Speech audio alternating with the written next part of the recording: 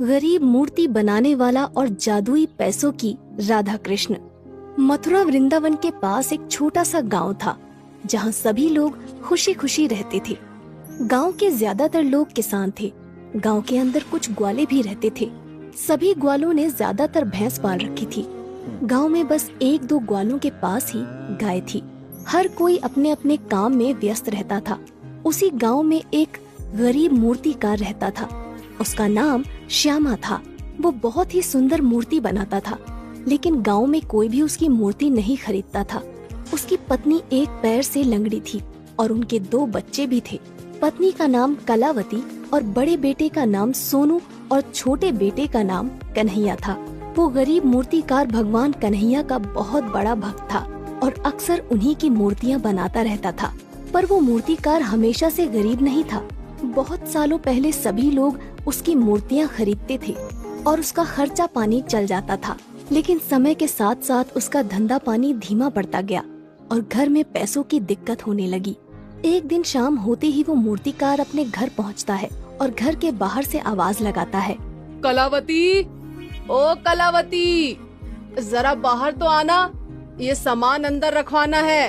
अपने पति की आवाज सुनते ही कलावती एक लाठी का सहारा लेकर तुरंत बाहर आती है और टोकरी में रखी सारी मूर्तियाँ देखकर निराश होते हुए अपने पति से कहती है, ये क्या, आज भी सारी मूर्तियाँ वापस ले आए तुम? तब मूर्तिकार श्यामा कहता है, अब मैं क्या करूं कलावती, गांव का एक भी आदमी मूर्ति नहीं खरीदता। तब कलावती थोड़ी तेज आवाज में कहती है, कोई तुम्हारी मूर्तियाँ क्यों खरीदेगा? सालों से एक जैसी मूर्तियाँ बना रहे हो। वही राधा कृष्ण की मूर्तियाँ, कभी तो नए जमाने की मूर्तियाँ बनाया करो। जमाना बदल रहा है। इतना सुनते ही श्यामा नाराज हो जाता है और कहता है, देखो कलावती, तुम मुझे चाहे जो कुछ भी कह लो, लेकिन मेरे राधा कृष्ण को कुछ मत कहना।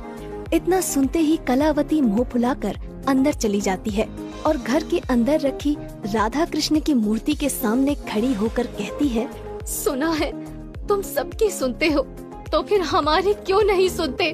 मेरे पति कितने सालों से तुम्हारी भक्ति कर रहे हैं और बदले में उन्हें क्या मिला? वही गरीबी, वही रोज रोज की तकलीफें। कलावती जब कभी भी दुखी या परेशान हो जाती थी तो इसी तरह राधा कृष्ण की मूर्ति के सामने बड़बड़ाने लगती थी। उसका मायका मथुरा में था और वो भी बचपन से भगवान राधा कृष्ण की भक्त थी। लेकिन समय के साथ साथ गरीबी के कारण उसका भगवान से भरोसा उठ गया। थोड़ी देर बाद रात हो जाती है। कलावती और उसके दोनों बच्चे सो जाते हैं, लेकिन श्यामा अभी भी जाग रहा था और उसे अपने वो दिन याद आ रहे थे जब पूरे गांव में उसकी मूर्तियां बहुत ही प्रसिद्ध हुआ करती थी। उसकी मूर्तियां खरीदने दूसरे गांव से भी लोग आया करते थे। उसका बड़ा बेटा सोनू 2 साल का हो गया था और कलावती गर्भवती थी। अचानक एक रात कलावती के पेट में तेज दर्द होता है और वो चिल्लाने लगती है। श्यामा तुरंत जाग जाता है और कलावती से कहता है, क्या हुआ कलावती, इतना क्यों चिल्ला रही हो? तब कलावती दर्द से कराहते हुए कहती है, पेट में बहुत तेज दर्द हो रहा है। लगता है बच्चा पैदा होने वाला है। तुम जल्दी से जाकर बूढ़ी काकी को बुला लाओ। श्यामा तुरंत छाता लेकर दौड़ता हुआ बूढ़ी काकी के घर की तरफ निकल पड़ता है। उस रात बहुत जोरों की बारिश हो रही थी और बादल गरज रहे थे। जैसे तैसे करके श्यामा बूढ़ी काकी के घर पहुंच जाता है और दरवाजे पर लगी कुंडी खड़काने लगता है। काकी, ओ काकी, अरे जल्दी दरवाजा खोलो, कलावती के पेट में बहुत तेज दर्द हो रहा है। इतना सुनते ही बूढ़ी काकी तुरंत दरवाजा खोलती हैं और इसके बाद बूढ़ी काकी श्यामा के साथ उसके घर की तरफ निकल पड़ती हैं। बूढ़ी काकी पूरी रात कलावती की देखभाल करती हैं और उसी रात कलावती एक लड़के को जन्म देती है। श्यामा अपने दूसरे बेटे का नाम कन्हैया रखता है क्योंकि उसे भगवान कन्हैया पर बहुत विश्वास था। धीरे धीरे समय बीतता गया और उसके दोनों बेटे बड़े होने लगे, लेकिन मूर्ति बेचने का धंधा धीमा पड़ता गया और कुछ सालों बाद घर में गरीबी ने दस्तक दे दी। इतना सोचते हुए श्यामा को नींद आ जाती है। अगली सुबह होते ही श्यामा तैयार होकर अपनी मूर्तियों की टोकरी उठाता है और मूर्तियाँ बेचने बाजार की तरफ निकल जाता है। मूर्तियाँ ले लो, मूर्तियाँ, सुंदर सुंदर मूर्तियाँ, भगवान राधा कृष्ण की मूर्तियाँ ले लो।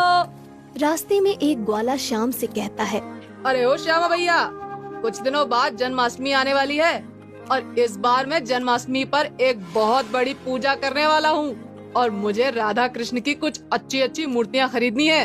तब श्यामा कहता है, अरे बिल्कुल दूध वाले भैया, वैसे तो मैंने बहुत सारी राधा कृष्ण की मूर्तियाँ बना रखी हैं, लेकिन मैं आपके लिए बहुत सुंदर सुंदर मूर्तियाँ बना दूंगा।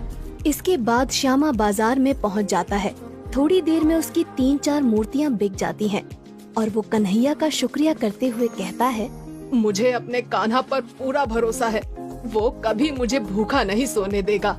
शाम होते ही श्यामा वापस अपने घर आ जाता है और खुशी से अपनी पत्नी कलावती से कहता है, मैंने कहा था ना कि कृष्ण कन्हैया हमें कभी भूखा नहीं सुलाएगा। आज 3-4 मूर्तियाँ भी बिक गयी और एक ग्वाले ने कुछ नई मूर्तियाँ बनाने के लिए कहा है। लगता है हमारी गरीबी के दिन जाने वाले हैं। तब कलावती प्रसन्न होकर कहती है, इतना खुश होने की कोई जरूरत नहीं है, जाकर हाथ मुंह धो लो, मैंने खाना लगा दिया है। इतना सुनकर श्यामा मन ही मन मुस्कुराने लगता है। वो जानता था कि उसकी पत्नी कलावती उससे बहुत प्यार करती है।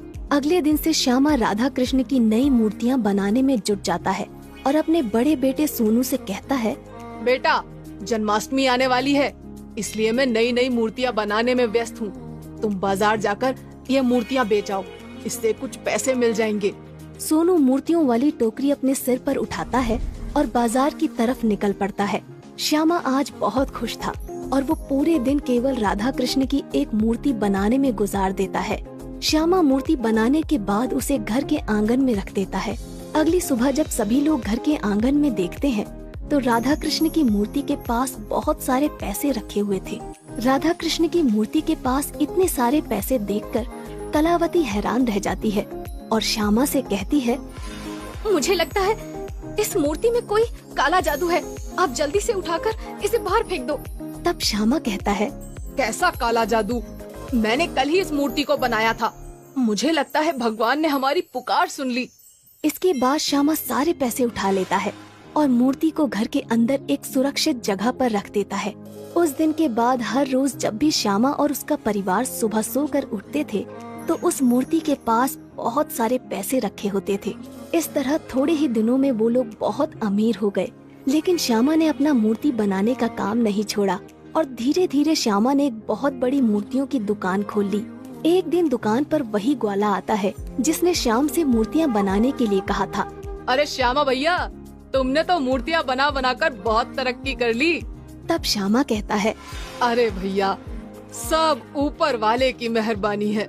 इसके बाद वो ग्वाला मूर्तियाँ खरीद कर चला जाता है क्योंकि अगले ही दिन जन्माष्टमी थी। राधा कृष्ण की मूर्ति के जादुई पैसे के कारण उस गरीब मूर्ति वाले श्यामा के पास बहुत सारी धन संपत्ति आ चुकी थी और इस तरह से श्यामा अपने परिवार के साथ धूमधाम से जन्माष्टमी मनाता है।